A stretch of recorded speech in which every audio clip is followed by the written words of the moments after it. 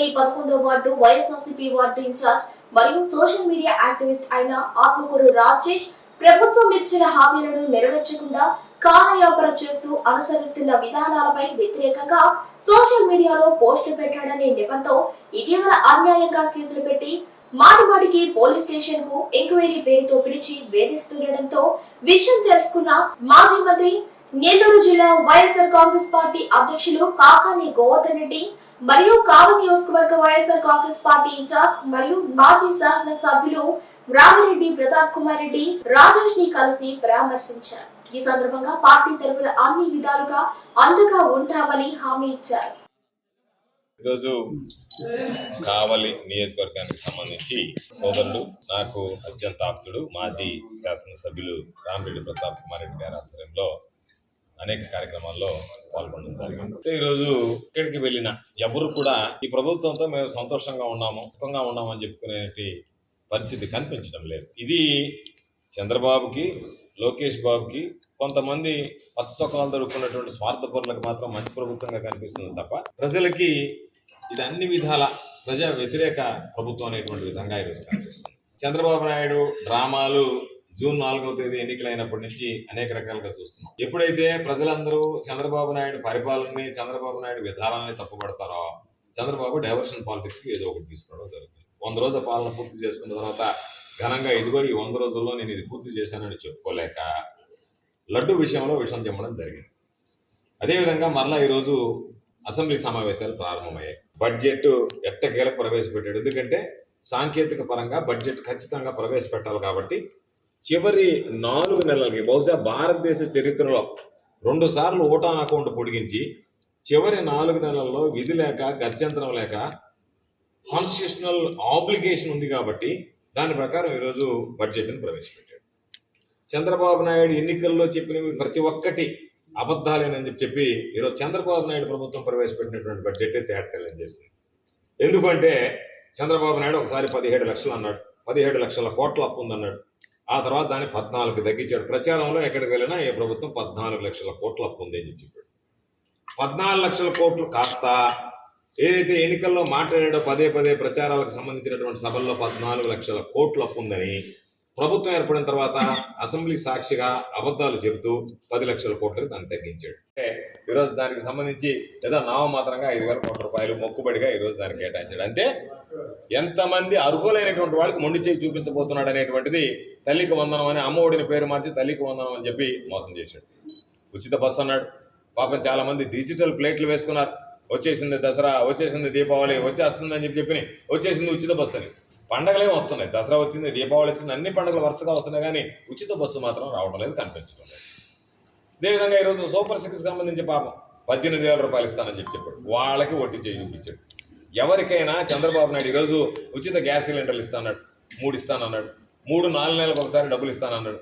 ఈరోజు దాదాపుగా 1,50,00,000 మంది అర్హత కలిగినటువంటి మహిళలు ఉంటే వాళ్ళకి 800 కోట్లు కేటాయించి చేతులు దుట్టుకున్నాడు అని అంటే ఇంతకన్నా దౌర్భాగ్యమైనటువంటి వ్యక్తి ఈ రాష్ట్రానికి 4,000 కోట్ల రూపాయల కేటాయింపు చేయాల్సినటువంటి వ్యక్తి 5వ వంతు కేటాయింపులు చేసి ఈ సంవత్సరానికి మమ అనిపించేసి నేను ఏదో ఇచ్చాను అని చెప్పి ప్రలోభ పెట్టడం, మోసం చేయడం తప్ప సూపర్ 6కి సంబంధించి చంద్రబాబు ఏ విధంగా అయితే నమ్మించి వంచి ఓట్లు వేయించుకున్నాడో ఈరోజు మరలా చంద్రబాబు నాయుడు ఒక ద్రోహానికి పాల్పడుతున్నాడు.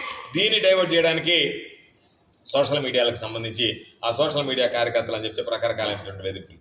ఈరోజు నన్ను 2 సార్లు వెంకటాచలం పోలీస్ స్టేషన్కి పిలిచారు, అదేవిధంగా ముత్తుకూరు పోలీస్ స్టేషన్కి పిలిచారు. మేము కేసులకి, అరెస్టులకి, జైళ్ళకి భయపడేటువంటి వాళ్ళం కాదు. అలా భయపడే పని అయితే మేము రాజకీయాల్లోకి రాం. వ్యాపారాలు చేసుకుని మేము హాయిగా లక్షణంగా ఉండేటువంటి వాళ్ళం. రాజకీయాల్లోకి వచ్చినటువంటి లక్ష్యం, దృక్పథం ప్రజాసేవ కోసం వచ్చి మా అందరికీ, నాకు కానీ ప్రతాప్ రెడ్డి, మేము అందరం రాజకీయాల్లోకి వచ్చిన తర్వాత మమ్మల్ని అందరినీ ఎమ్మెల్యేలు చేసినటువంటి వ్యక్తి మా నాయకుడు జగన్మోహన్ రెడ్డి గారు. నేనైతే మంత్రిని కూడా కాగలిగాను ఆయన పుణ్యాన్ని. కాబట్టి ఇటువంటి పరిస్థితుల్లో మేము ఆయన గురించో లేదా ఈ ప్రభుత్వాన్ని గురించో విమర్శలు చేస్తే అది మా బాధ్యత. ఈరోజు కావలి నియోజకవర్గానికి సంబంధించి వాచ్మెన్ డ్యూటీ చేస్తున్నాడు ప్రతాప్ రెడ్డి గారు, అంతే తప్ప ఈరోజు ఏదో వచ్చాం కదా అని చెప్పినని పాపం ఈరోజు ఆ రాజేష్ ఇంటికి వెళ్ళి వచ్చాం, పలకరించాం. పాపం దళితుడైనటువంటి వ్యక్తి మీద తీసుకువెళ్ళి దౌర్జన్యం చేసి, దాడి చేసి, కొట్టి, తిట్టి ఎప్పుడు చూడలేదు. కాబట్టి ఈ రోజు మీరు నేర్పిస్తున్నారు. ఏమి నేర్పించారో 2 నేర్పించారు. ఎప్పుడు మాట్లాడున్నా ఈరోజు కేసు నమోదు చేయొచ్చు, సోషల్ మీడియా కేసు నమోదు చేయొచ్చు, సోషల్ మీడియాలో రిమైండ్ చేయొచ్చు, కొట్టొచ్చు, తిట్టొచ్చు, అన్నీ చేయొచ్చు అని చెప్పి ఈరోజు మీరు నేర్పించిందే, ఈరోజు మీరు ప్రవేశపెట్టిందే, ఈరోజు మీరు పురుకొల్పిందే రేపటి రోజు వైఎస్ఆర్ కాంగ్రెస్ పార్టీ కూడా కొనసాగిస్తే బహుశా నాకు తెలిసి ఒక్కడు కూడా తెలుగుదేశం పార్టీకి సంబంధించినటువంటి వాడు ఈ నియోజకవర్గంలోనే ఈ జిల్లా దాటి పక్క రాష్ట్రాలకు పోవాలి. అందుకే చెప్తున్నాం, జగన్మోహన్ రెడ్డి గారు చెప్పినట్టుగా అధికారులు కానీ పచ్చచొక్కా వ్యక్తులు కానీ పక్క రాష్ట్రాలు కాదు, సప్త సముద్రాలు దాటిపోయినా సరే తీసుకొస్తాం. అందుకే మా వాళ్ళందరికీ చెప్పాం, మిమ్మల్ని ఎవరైతే సోషల్ మీడియాలో దూషిస్తున్నారో, ఎవరైతే దుష్ప్రచారం చేస్తున్నారో, ఎవరైతే నానా రకాలుగా మాట్లాడుతున్నారో వాళ్ళ రికార్డు మీ దగ్గర పెట్టుకోండి. మన ప్రభుత్వం వచ్చిన వెంటనే ఈ ప్రభుత్వం మనగడ కొనసాగించలేదు. నాకు తెలిసి 2026లోనే జమిలీ ఎన్నికలు వస్తాయి. 2026 కల్లా జమిలీ ఎన్నికలు వస్తే ఒక 2 సంవత్సరాల లోపలనే ఈ ప్రభుత్వం పడిపోతుంది. ప్రజల్లో తీవ్రమైనటువంటి వ్యతిరేకత ప్రారంభమైంది. అది తెలుగుదేశం పార్టీ నాయకులే గ్రహిస్తున్నారు, తెలుగుదేశం పార్టీకి సంబంధించినటువంటి కార్యకర్తలే చెప్తున్నారు. ఈ ప్రభుత్వానికి ఓటేసి తప్పు చేశామని చెప్పి ప్రజలు బాధపడుతున్నారు. ఏ రోజు ఎన్నికలు వచ్చినా సరే జగన్మోహన్ రెడ్డి గారిని మరలా భుజాల మీద పెట్టుకుని మోయడానికి సిద్ధంగా ఉన్నారు రాష్ట్రపతులు అని చెప్పి. అటువంటి నేపథ్యంలో ఖచ్చితంగా 2026కి ఎన్నికలు వస్తాయి. ఎన్నికలు వచ్చిన వెంటనే ఎవరైతే ఈరోజు ఇబ్బంది పెట్టారో వాళ్ళని ఒక్కరిని కూడా విడిచిపెట్టాం, ఒక్కొక్కరి తాట తీసేటువంటి విధంగా చర్యలు తీసుకోవడం జరుగుతుందనేటువంటి విషయాన్ని ఈ సందర్భంగా తెలియజేస్తున్నాను. నీ బెదిరింపులు వీటిలో భయపెడితే మా నోరు నొక్కేయాలనే ప్రయత్నం చేస్తే మేము మాట్లాడకుండా ఉంటాం, దాని ద్వారా మాట్లాడకుండా ఉంటే మేము ఏది చెప్తే అది ప్రజలు నమ్ముతారని చెప్పి ఒక భ్రమల్లో ఉన్నారు. ఆ పిచ్చి భ్రమలో నుంచి బయటకు రాని వాటిని ఏమీ కూడా లెక్క చేయండి. కాబట్టి ఖచ్చితంగా వైఎస్ఆర్ కాంగ్రెస్ పార్టీ మరలా తిరిగి అధికారంలోకి వచ్చేంత వరకు నెల్లూరు జిల్లాకు సంబంధించి నెల్లూరు జిల్లాలో ఉన్నటువంటి ఉమ్మడి నెల్లూరు జిల్లాలో పాత నెల్లూరు జిల్లాలో 10 సీట్లు, ఇప్పుడు కలిసినటువంటి కందుకూరు నియోజకవర్గం 11, 2 పార్లమెంటు నియోజకవర్గాలు, తిరుపతి నెల్లూరు పార్లమెంటు నియోజకవర్గాలు అన్నిటిలో కూడా వైఎస్ఆర్ కాంగ్రెస్ పార్టీ ఈసారి 100% విజయాలు సాధిస్తాయి. జగన్మోహన్ రెడ్డి గారికి కానుక ఇస్తాం. మరలా జగన్మోహన్ రెడ్డి గారి పరిపాలనలో ఏదైతే సంక్షేమ పాలన గతంలో కొనసాగిందో అదేవిధంగా కొనసాగుతుంది. ఈరోజు చూస్తే ఏది పట్టినా మాఫియా, ఉచిత ఇసుకని మాఫియా, మద్యం మాఫియా, బెల్ట్ షాపుల మాఫియా, ఇసుక, మట్టి, గ్రావెల్ ఏది పడితే అది విచ్చలవిడిగా ఈరోజు దోచుకుంటున్నటువంటి పరిస్థితులు ఉన్నాయి. దానితో పాటు ఏదో రకరకాలుగా గతంలో జరిగిందని చెప్పి ఏదో ఒకటి అంట కట్టడానికి ఒక ప్రయత్నం చేస్తున్నారు తప్ప ఎప్పుడు కూడా వైఎస్ఆర్ కాంగ్రెస్ పార్టీ శ్రేణులకు సంబంధించినటువంటి ఎవరు కూడా దోపిడీకి పాల్పడినటువంటి నేపథ్యాలు లేవు. కాబట్టి ఒక పక్క రకరకాలైనటువంటి మాటలు చెప్పి దోచుకుంటున్నారు, అవినీతికి పాల్పడుతున్నారు. వాటితో పాటు ఈరోజు అనేక రకాలైనటువంటి ప్రజలకు సంబంధించి హింసలకు గురి చేస్తున్నారు. మరలా ఈరోజు కరెంటు బాధుడు ఒకటి ప్రారంభమవుతుంది రేపు రాబోయేటువంటి రోజుల్లో.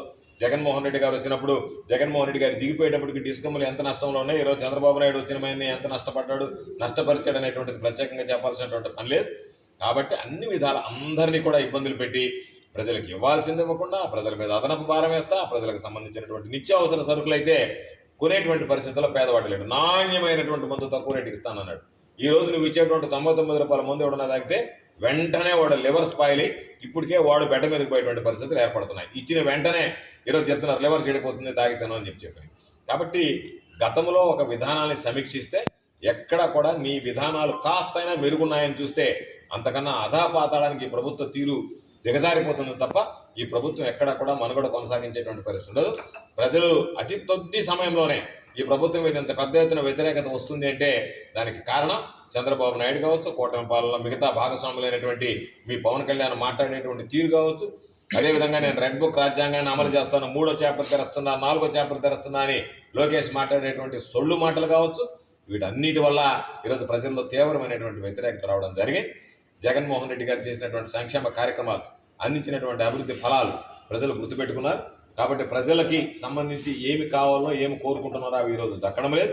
జగన్మోహన్ రెడ్డి గారి పరిపాలనలో సమగ్రంగా, సమర్థవంతంగా, సంపూర్ణంగా అందించగలిగాడు. కాబట్టి తప్పనిసరిగా తిరిగి వైఎస్ఆర్ కాంగ్రెస్ పార్టీ ప్రపంచం రాష్ట్రంలో వస్తుంది. వచ్చిన వెంటనే అభివృద్ధి సంక్షేమ కార్యక్రమాల కొనసాగింపు కానీ, ప్రజారంజకమైనటువంటి పాలన కానీ ప్రారంభిస్తాం. ఈ లోపల వైఎస్ఆర్ కాంగ్రెస్ పార్టీ నాయకులు కానీ, కార్యకర్తలు కానీ ఎవరైనా సరే వాళ్ళ జోలికి వస్తే, మరీ ముఖ్యంగా పోలీసులకు సంబంధించి చెప్తున్నాం, మీకు ఈ ప్రభుత్వం శాశ్వతంగా